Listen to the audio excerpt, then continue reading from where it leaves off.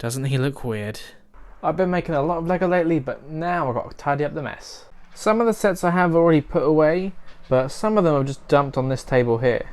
And I need to tidy it up because my parts tray is just overflowing at this point, and I've got a box that's just arrived with something for the Wild West layout, which has now been buried under all this stuff. Look at that, we got a police station, Avengers HQ, and the plane, and all the other stuff, so I need to tidy it up and get back to work on the Wild West layout. But on the plus side, my Lego sets backlog is getting smaller. Look at all that open space. So that's good. So let's open this box and see what's inside. So inside we've got this large bag of parts, which these are used parts, but together they make the set Woody's Roundup. So I bought this off a Facebook group, and it was a pretty good deal because I've had my eye on this set anyway on eBay, brand new box, sealed, all that jazz, but it comes with the minifigures, and I didn't really need the minifigures, especially when this set, brand new, is over £100. And I got this for like £20, including the delivery, I think. So it doesn't include the minifigures, but I would have just sold them anyway, because I don't really care for them. They look a bit weird, and I won't add them in. But it's all here. This is just what I need. So I can add some more buildings to my Wild West layout. So I'm going to give these parts a wash, and then put it all together. But I do, of course, still have to tidy up this table before I can put anything together, and there's just no space here currently, so this is the important issue for today.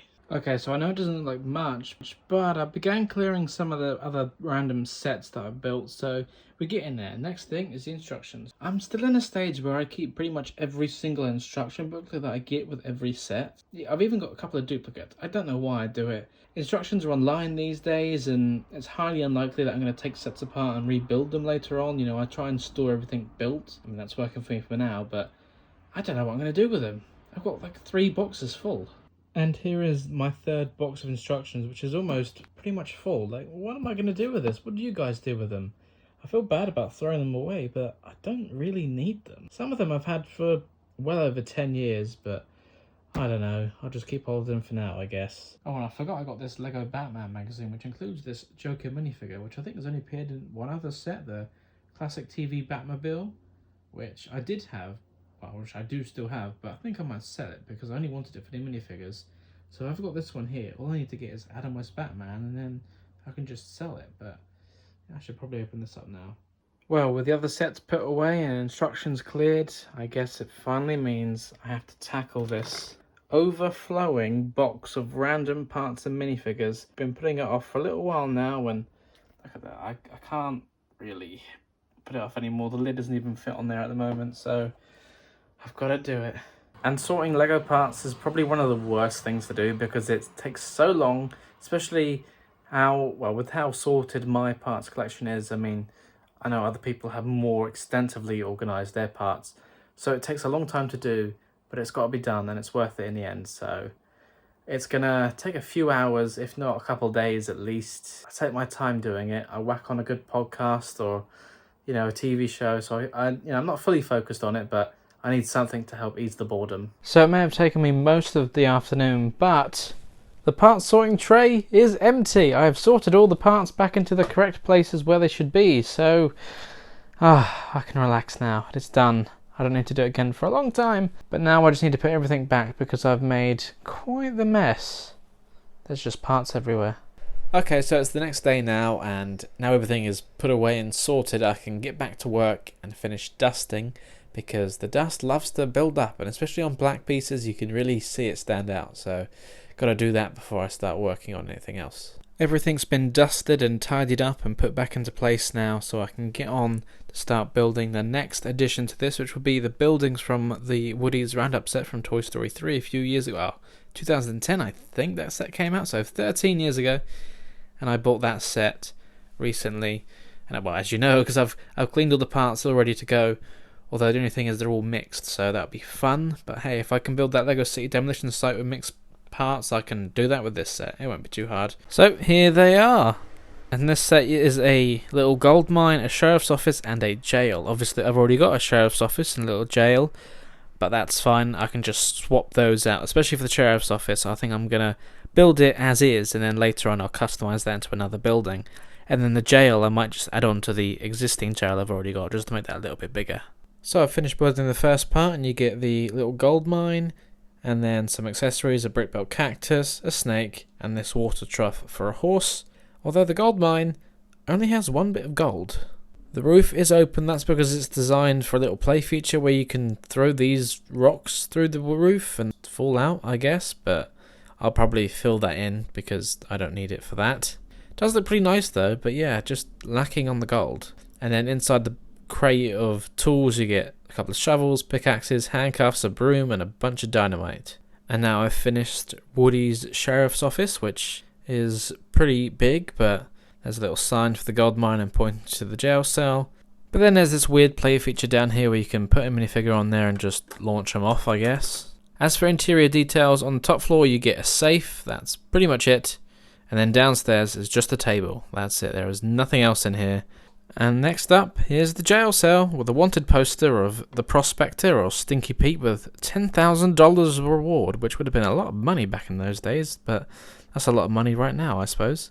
And then there's this little thing at the front, which I'm not sure, is it supposed to represent a place where you can tie up your horse or something?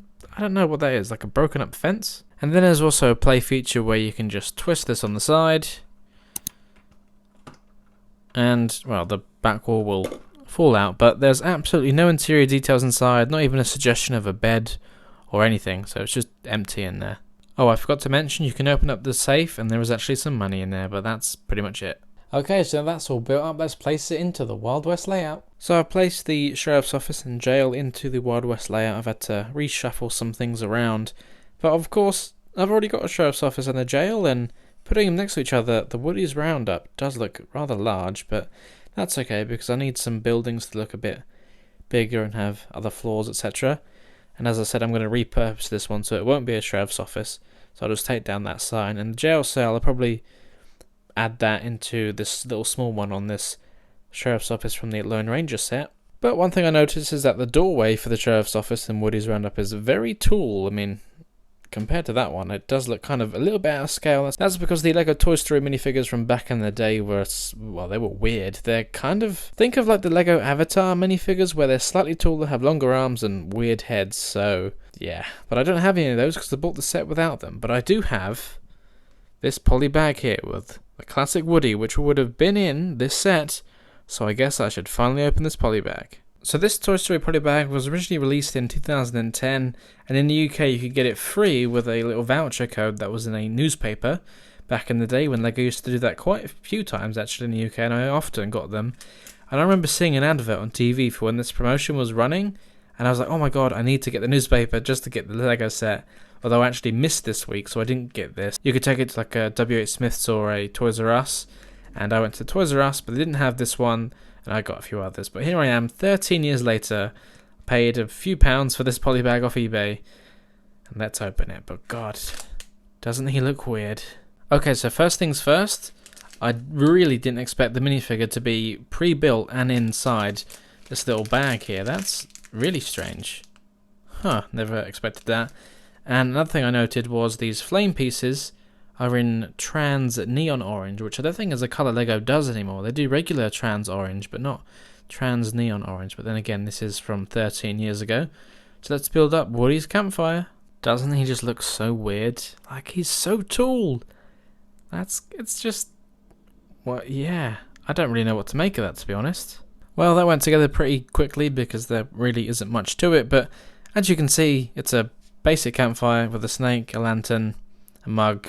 He's frying a sausage that's too big for the pan, and he sits on this little kind of wooden log, but yeah, he doesn't attach because it's studs on the side construction, so there's no studs for him to attach there, although he does have anti-studs on the bottom, but here, he just kind of likes to slide off and sit on there.